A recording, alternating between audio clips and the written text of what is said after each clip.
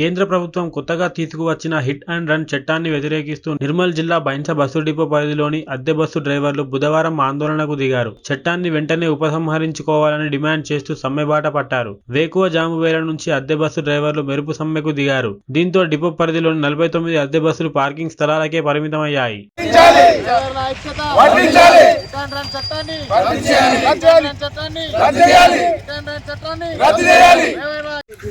మేము TSRTC Bhainsa depot drivers TSB ఇది కేంద్రం నుంచి వచ్చిన చట్టం హిట్ అండ్ రన్ చట్టం రద్దు చేయాలని మేము ఈరోజు విధులకు పోకుండా మేము నిరసన తెలుపుతున్నాము.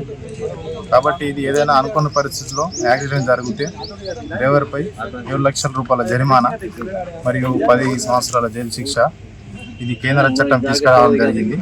కాబట్టి ఇది ఇలా ఉంటే కఠినంగా ఈ రూల్స్ ప్రకారం మేము డ్యూటీలు చేయలేము.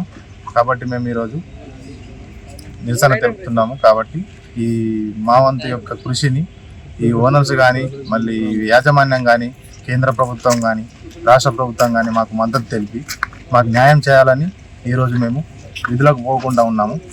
ఈ చట్టాన్ని ఎప్పుడైతే రద్దు చేస్తారో అప్పుడు మేము విధులకు హాజరవుతాము. మా డ్యూటీలు మేము చేసుకుంటాము. ఇంతే.